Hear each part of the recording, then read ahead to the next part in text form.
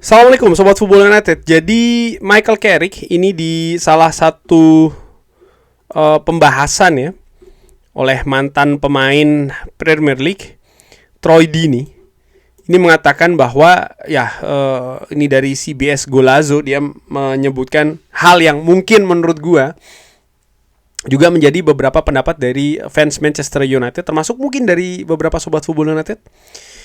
Jadi Troy Deeney ini tidak sepenuhnya teryakinkan dengan Manchester United di bawah Michael Carrick. Mengatakan bahwa dia melihat banyak kesamaan gaya permainan dari era Ole Gunnar Solskjaer. Troy Deeney mengatakan, saya masih tidak mengetahui gaya permainannya.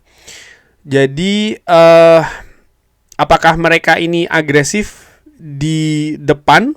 Apakah mereka ini adalah tim bertahan dengan low block? Saya tidak tahu, karena setiap pekan mereka berganti-ganti. Ya kalau kita lihat memang ketika menghadapi Chelsea misalnya, Manchester United lebih bertahan. Lalu ketika menghadapi beberapa pertandingan yang lain, misalnya Manchester United lebih agresif. Jadi gayanya ini menurut Troy Deeney masih belum jelas ya. Lalu ditambahkan performa mereka belum luar biasa. Mereka memiliki performa yang bagus menghadapi Arsenal dan juga Manchester City, tapi mereka belum memiliki performa yang solid. Ya, termasuk juga ketika menghadapi Liverpool, sempat tampil oke di babak pertama, tapi di babak kedua menurut gua Manchester United tampil tidak bagus ya. Bahkan sempat kebobolan 2 gol karena kesalahan individu pemainnya di atas lapangan. Gua lanjutkan lagi. Kita telah melihat ini sebelumnya dengan Ole Gunnar Solskjaer. Dia mendapatkan dukungan dari semuanya. Dan Ole Gunnar Solskjaer membawa klub finish di peringkat kedua. Lalu mereka memberikannya pekerjaan. 18 bulan kemudian mereka memecatnya karena dia bukan seseorang yang dianggap akan membawa Manchester United ini jauh lebih ke depan. Apa perbedaan dengan Michael Carrick? Saya tidak tahu. Saya tidak berpikir saya tidak berpikir banyak orang yang juga mengetahui apa kira-kira perbedaan antara Michael Carrick dan juga Ole Gunnar Solskjaer. Itu yang dikatakan oleh Troy Deeney. Ya, dan mungkin juga seperti gue katakan ya, mungkin Sobat Football United juga beberapa berpikiran atau berpendapat seperti itu. Sah-sah saja sih menurut gue ya. Dan kalau melihat dari beberapa situasi ya memang tidak berbeda jauh gitu. Dan nanti juga akan gue sampaikan kenapa tidak terlalu beda jauh ya. Misalnya, Michael Carrick dan Ole Gunnar Solskjaer masuk sama-sama di tengah musim. Lalu keduanya bisa membawa situasi yang positif ketika mereka berposisi sebagai interim, masuk di tengah musim, membawa perubahan yang sangat besar. Tapi kalau dilanjutkan dengan Ole Gunnar Solskjaer, misalnya setelahnya membawa Manchester United ke peringkat ketiga, peringkat kedua, lalu ada sebuah situasi yang berbeda yang akhirnya kalau gue bisa bilang menimbulkan kejatuhan. Dan gue masih ingat kejatuhan dalam arti pemecatan ya. Dan gue masih ingat memang di periode dari Ole Gunnar Solskjaer salah satu isu utama adalah kayak miskin taktik. Jadi Ole Gunnar Solskjaer dianggap tidak memiliki taktik gaya permainan yang jelas, lebih mengandalkan kapasitas-kapasitas individu, lalu lebih banyak mengandalkan bola-bola direct ya. Sehingga Manchester United pun akhirnya dianggap tidak memiliki identitas yang jelas dari gaya permainannya. Saat ini Michael Carrick juga dianggap seperti itu. Michael Carrick dianggap Manchester United mendapatkan hasil yang bagus, tapi tidak jelas nih sebenarnya gaya permainannya seperti apa. Dan ini yang menimbulkan sebuah kekhawatiran. Ya kalau gue lihat sih sebenarnya ya, bukan cuma Ole Gunnar Solskjaer, Manchester United di bawah Jose Mourinho, di bawah Louis van Gaal, di bawah Erik ten Hag, ketika mereka sukses di Manchester United, terutama di musim-musim awal, lebih banyak pragmatisme yang mereka gunakan gitu ya. Artinya mereka memang lebih banyak menggunakan kapasitas para pemainnya, bukan sebuah sistemnya. Menurut gue seperti itu. Tapi mereka adalah nama-nama yang memiliki filosofi sepak bola masing-masing, terutama Louis van Gaal dan juga Erik ten Hag ya. Jose Mourinho pun juga demikian.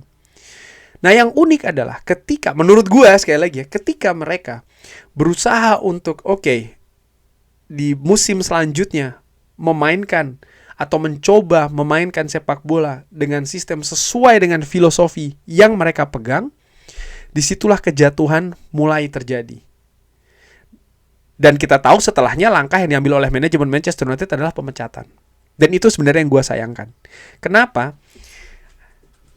Memang ada hal yang tentu saja tidak sama ketika misalnya di musim pertama para pelatih ini ataupun manajer lebih mengakomodir para pemain yang mereka miliki gitu ya pada saat itu. Dan mereka misalnya menempatkan pemain sesuai dengan posisi terbaiknya. Mereka lebih banyak mungkin berkompromi, katakanlah seperti itu, dengan situasi skuad.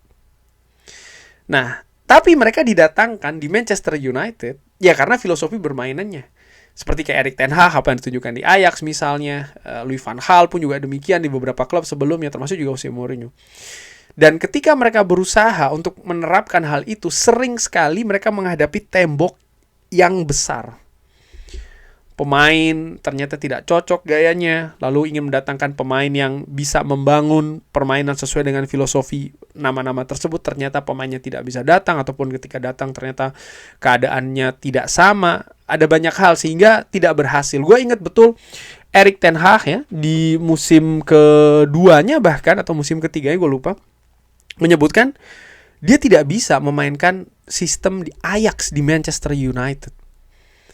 Dan dari situ apa yang dikatakan menurut gue berarti ya dia yang didatangkan di Manchester United untuk membawa sistem Ajax ke Manchester United, dia kesulitan. Padahal di musim pertama dia sukses membawa Manchester United ke 3 besar.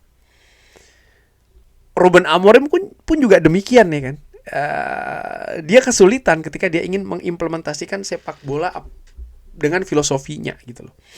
Nah, apa ini artinya? Menurut gue memang Manchester United ternyata, kalau menurut gue secara ringan amatiran, ya sudah memiliki filosofinya sendiri. Sudah memiliki filosofinya sendiri. Sebagai sebuah identitas gitu loh. Sehingga ketika ada nama baru ingin merubah ini, bukannya tidak bisa, mungkin bisa tapi butuh waktu. Dan waktu inilah kalau gue tarik ke belakang yang tidak dimiliki oleh Louis van Gaal, Jose Mourinho, bahkan David Moyes sekalipun, Erik ten Hag, termasuk juga Ruben Amorim. Mereka butuh itu sebenarnya, kalau menurut gue ya. Dan sangat make sense sekali karena mereka ingin membangun sesuatu yang cukup jauh berbeda dari identitas Manchester United. Nah, sekarang balik lagi nih. Bagaimana dengan Michael Carrick ya, yang dikatakan tidak jelas sistem bermainnya seperti apa dan lain-lain. Ya, menurut gue kalau dibilang tidak jelas, nggak juga sih. Karena kalau gue bandingkan misalnya dari periode Sir Alex Ferguson saja, ada beberapa situasi memang Manchester United ini bertahan cukup dalam. Ada beberapa situasi Manchester United ya menumpuk pemain di tengah.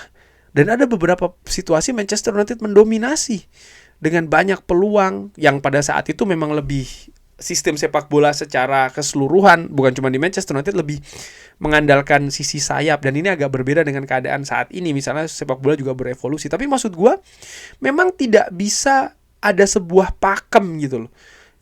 Atau bukan tidak bisa ada sebuah pakem, tapi tidak ada sebuah pakem yang kaku. Bahkan di era Sir Alex Ferguson menurut gue. Sehingga ketika Ole Gunnar Solskjaer datang ke Manchester United dan dengan gayanya yang lebih memaksimalkan kapasitas pemain-pemain yang ada di Manchester United sehingga Manchester United bisa finish ketiga, finish kedua, ya menurut gue ini salah satu filosofi yang dibawa oleh Sir Alex Ferguson. Memaksimalkan memang potensi yang ada, individu-individu pemain. Tentu saja ada sistem permainan, ya nggak mungkin kan sebuah nama berada di head coach ataupun manajer Manchester United dengan kemampuan taktikal yang nol besar, kan nggak mungkin juga menurut gue. Tapi bukan yang detail, yang kompleks, bukan seperti itu. Sir Alex Ferguson ya, dari yang gue ingat, correct me if I'm wrong, koreksi gue kalau gue salah, ya dia memang bisa memaksimalkan potensi-potensi yang ada. Bahkan dia bisa menaikkan kapasitas bermain dari beberapa pemain yang average, yang biasa-biasa saja, menjadi yang luar biasa. Dan menurut gue, Ole Gunnar Solskjaer sebenarnya sudah melakukan hal itu. sudah melakukan hal itu. Dia betul-betul memaksimalkan pemain-pemain yang ada. Dan dia pun juga bukannya tanpa keberanian. Misalnya dia mencadangkan Donny van de Beek ya, pemain yang didatangkan oleh manajemen Manchester United. Karena dinilai dia tidak masuk ke sebuah sistem yang ingin dibangun oleh Gunnar Solskjaer. Artinya memang sistem itu ada, tapi mungkin sistemnya bukan sistem yang complicated, yang detail, yang sangat-sangat teknis banget. Bukan yang seperti itu menurut gua. Dan bahwasanya Manchester United tidak bermain dengan sebuah sepak bola yang indah bersama dengan Ole Gunnar Solskjaer. Oh, pernah. Dan ini kan sama juga dengan Michael Carrick. Michael Carrick pun ya tadi disebutkan oleh Troy Deeney ketika menghadapi City, ketika menghadapi Arsenal. Oh, bermain sepak bola yang fantastis menurut gua. Nah, dari situ kesimpulan gue adalah ya memang mungkin tidak jauh berbeda antara gaya Carrick dengan Ole Gunnar Solskjaer. Dimana gue ada dua alasan. Nomor satu, ya Carrick memang salah satu belajar sebagai manajemen Manchester United di zamannya Ole Gunnar Solskjaer, kan dia jadi staffnya kan. Itu satu. Yang kedua, ya memang dua nama ini kan juga dipertimbangkan oleh Ineos untuk mengambil alih peran interim setelah Ruben Amorim dipecat ya kan. Dan dari kecenderungan Ineos, artinya manajemen ketika mereka mencari profil dan lain-lain, mereka juga punya data, mereka juga punya analisa. Dan ketika analisa data itu bermuara pada dua nama, ya mungkin karena memang dua nama ini dianggap yang pas, yang cocok, profilnya tidak jauh berbeda. Cuman mungkin ada hal-hal yang lebih detail yang mereka pikir, oke, kayaknya Carrick deh daripada Ole Gunnar Solskjaer. Ya bisa jadi memang karena pada dasarnya ataupun sebagian besar dua nama ini memang tidak jauh berbeda. Dan gua melihat tidak jauh berbedanya dua nama ini, apakah berarti bahwa Manchester United tidak sukses? Oh, belum tentu. Belum tentu menurut gua. Kenapa? Nomor satu, ada dua alasan. Nomor satu, di periode Ole Gunnar Solskjaer, Manchester United finish 2, finish 3. Ada situasi di musim selanjutnya yang kita tahu itu apa yang akhirnya membawa ke sebuah penurunan. Yang kurang hanya trofi pada saat itu. Dan pada saat itu pun juga sudah dekat sebenarnya Ole Gunnar Solskjaer mendapatkan trofi. Kita tahu final Europa League ya kan. Itu nomor satu. Lalu nomor dua, Michael Carrick sama tapi tidak sama. Maksud gue apa ya? Tentu saja dia punya gaya sendiri, dia punya karakter sendiri, dia punya profil sendiri, dia punya pembelajaran juga dari situasi sebelumnya di Manchester. Dan menurut gue ini hal yang menarik.